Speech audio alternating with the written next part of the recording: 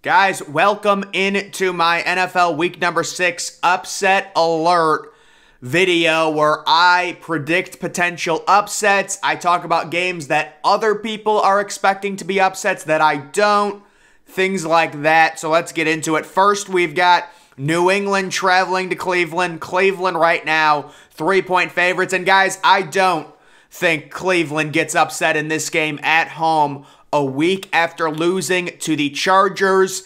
In my opinion, this is a situation where the Browns know this is a must-win game with Jacoby Brissett. They're 2-3 right now. It's a wide-open AFC North. They're just one game out of first place. They know they've got a very tough schedule upcoming. You can't lose a home game to Bailey Zappi if he starts. Mac Jones still injured. We'll see what happens there.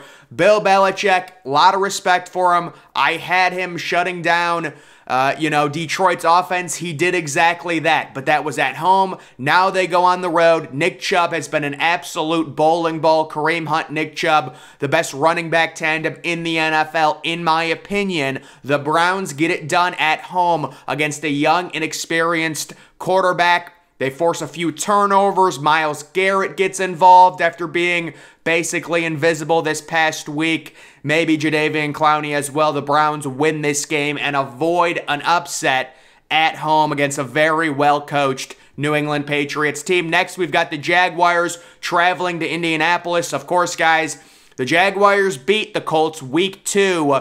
They shut them out at home. I believe this will go different. I love Indianapolis minus the 2. I saw a report that the Colts are optimistic Jonathan Taylor will be back for this game, and it makes perfect sense. You know, he's a little banged up. He's a running back that always gets a lot of touches.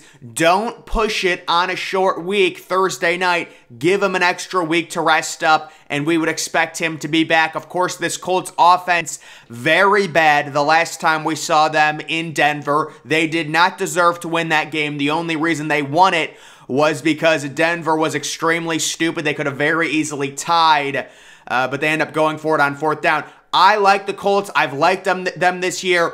I'm still holding out a little bit of hope for Matt Ryan that he might have a little something left in the tank. A lot of people believe he's washed at this point, but they still do have a good offensive line. They get Jonathan Taylor back. They've still got Michael Pittman, the receiver, and they've got a very solid defense at home against Trevor Lawrence, who has just been absolutely terrible the past few weeks with the turnovers. You've got Jacksonville scoring 6 points at home last week. I'm very concerned about Trevor Lawrence's development right now based on how he's looked early in his sophomore year. So I like the Colts at home. It would just be shocking to see Indianapolis lose to Jacksonville 2 times in the span of basically 4 weeks. I will take Indy to cover the 2 at home. The next game that could be an upset is Minnesota. 3-point favorites on the road in Miami. Of course, Miami dealing with major quarterback issues. But guys, this game has all the makings of one of those crazy Florida games where it's 85 degrees. You've got Minnesota, a team coming from the north, not used to the humidity, things like that. A lot of plays that are going to be run. Minnesota sitting, I believe, at 4-1. In my opinion, they're due for a loss. Miami is a team. They did lose 40-17, but it was a little bit of an aberration. The blowout was not nearly that bad. There were a lot of fluky plays. Their defense really only gave up 320 yards total against the Jets, and Zach Wilson threw for no touchdowns. Now, they did have 5 rushing touchdowns, but still, I'm not going to overreact to Miami losing. Yes, Tua's probably not playing. I don't know if he's been ruled out yet. Teddy Bridgewater, but still, even their young quarterback that they have, Thompson, he's at least been able to move the ball a little bit against the Jets, and going back home, scheming up plays, I'm sure, for Tyreek Hill, creating a game plan with Jalen Waddle. I like Miami to possibly pull off the home upset against Minnesota, and I just don't see Minnesota going to 5-1 on the year. So this could be like a walk-off field goal type situation, in my opinion. The next game, it's Cincinnati traveling to New Orleans playing in the Superdome. And guys, this line opened as a pick'em, and I was all over Cincinnati, and the general public was as well. They're already 1.5-point favorites. I just think this is a game where Cincinnati gets back on track. New Orleans has not been great defensively this year. You've got the question mark with Chris Olave, and obviously the NFL situation currently with the concussions. You know, will they, even if Chris Olave got cleared, where we're at with concussions right now in the league, you know, would the NFL say you need to sit him out even if he's cleared, give him a game? I don't know. Michael Thomas, they're hopeful he's going to be back for this game. Certainly if Chris Olave is back, they're going to need Michael Thomas back. Jameis Winston still dealing with the injury. But I think this more amounts to Cincinnati's offense getting back on track with a few huge passes, possibly to Jamar Chase. Jamar Chase and this Cincinnati offense has been completely grounded over the past few weeks. No explosive plays. I think that changes in New Orleans. Cincinnati, 35 points, 5 touchdowns. Maybe Burrow throws for 3. Joe Mixon possibly gets involved through the air and on the ground. You also have to worry about Taysom Hill if you are Cincinnati. I'm sure they'll be keying in on him. He had a crazy game this past week. But I love Cincinnati after that close loss, lower scoring game on Sunday night in Baltimore. They're going to get back on track. I love the over in this game again. Any game that's in the Superdome, I love the over. 35-25, Joe Burrow, Jamar Chase, Joe Mixon. And that Cincinnati offense gets back on track. Let's not overreact. They get back on track and they win that game. The next team on upset alert, I will say, is the Baltimore Ravens. In my opinion, guys, originally I had picked an upset. I picked the Giants at home to beat the Ravens. My main concern is Baltimore's inability to throw the football. But guys, the more I look at this game, the more I see parity. I think the Giants are due for a loss. I would be shocked if they started 5-1. I don't think Baltimore starts 3-3. I think they're better than that. So I will take Baltimore and the Giants both being 4-2 after week 6, which would amount to a Baltimore close victory. The Giants in a very weird spot right now with Daniel Jones. You really can't commit to him, but he's not a bad quarterback. It's very interesting with Daniel Jones. Played really well against the Packers. Baltimore, they need Rashard Bateman back. They need someone out.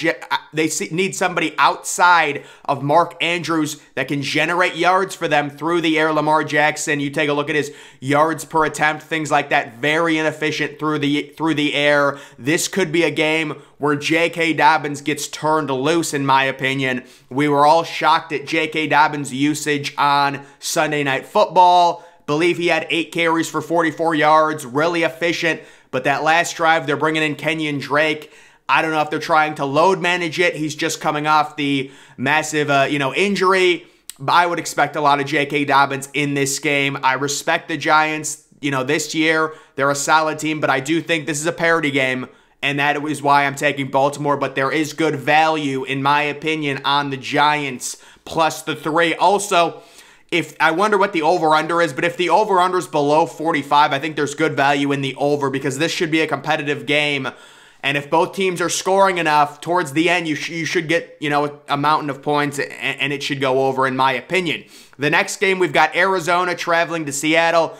Arizona has done this really weird thing where they don't lose on the road, but they don't win at home. And another game I went back and forth on. I am picking Arizona. Very chalky pick here to win this game by 3. Kyler Murray's just going to make one more play. Geno Smith, in my opinion, he's going to come back down to earth a little bit. I believe he leads the NFL right now, or he's either first or second in overall passer rating. That's got to change. And overall, this Arizona team, they get a gritty win. Arizona right now, they're just missing something on offense, in my opinion. I don't think James Conner is that good. Obviously, DeAndre Hopkins, they should be getting him back. I believe he has a 6-game suspension, so after this week. But right now, yeah, because I think they have a bye week 7, and then he'll be back week 8, if I remember that correctly. But either way, Arizona, chalky pick here. I just can't see Seattle winning this game. I know they are at home. I know Geno's played well with Tyler Lockett. But that Seattle defense we saw against New Orleans, not good. Not good at all. Kyler Murray does enough. He maneuvers around the pocket enough. He makes one more play, and they win barely 24-21. And then the final game, you could be looking at a possible upset here for Philadelphia. Guys, let's all admit, Philadelphia is not going to finish the regular season undefeated. I would be shocked if Philadelphia was 10-0. Right now, they're 5-0. They're at home against a Dallas team that has an extremely talented top 2 or top 3 defense. They're possibly getting Dak Prescott back. This is a game where I think there's phenomenal value in Dallas plus the 5. I am picking Philadelphia to win this game because I do trust them more at home. And at some point, if Cooper Rush does start, he's got to lose one of these games, you would think. But then again, I had them losing last week. And honestly, guys, that whole LA Rams game was ridiculous. I think Cooper Rush threw for 80 yards in that game. It was just the Rams special teams early on. One of the things we're realizing, guys, turnovers. If you lose the turnover battle in the NFL and you give teams short fields, you are screwed. You are completely screwed in the NFL. That's exactly what happened to the Rams last week. Cooper Rush threw for 80 yards. It doesn't matter. If you give teams free touchdowns, punt, returns, pick sixes, scoop and scores, things like that, you're screwed. Dallas, this defense, the way they can generate pressure, the way they can generate turnovers, it is scary picking against them right now, but I do have to show respect for the Eagles and the start that they've gotten off to. I've got them winning this game 23-20. Jalen Hurts, right now kind of a borderline. Is he a franchise quarterback? It looks like he's proving it right now. I think the Eagles want to see a full season of this from him. They would love to see 12 or 13 wins this year. Jalen Hurts, A.J. Brown, Devontae Smith really coming along for this Eagles win. They grunted out a win in Arizona where the offense was kind of down. The defense steps up. They get a win. That's what good teams do. Arizona's not a great team, but winning in Arizona, it's not an easy thing. In the NFL, no win is guaranteed. Yes, they didn't cover the spread against Arizona, but still, I was impressed by that win by Philadelphia. Yes, Kyler Murray slid before the first down, but still, in the NFL, you got to get wins any way possible. So these are the upsets that I could see happening, guys, in the NFL for week number 6. That's going to do it for this video. Make sure you're following me on Twitter. Link to that's always in the description. I'm, of course, the Depressed Ginger. Thank you for watching.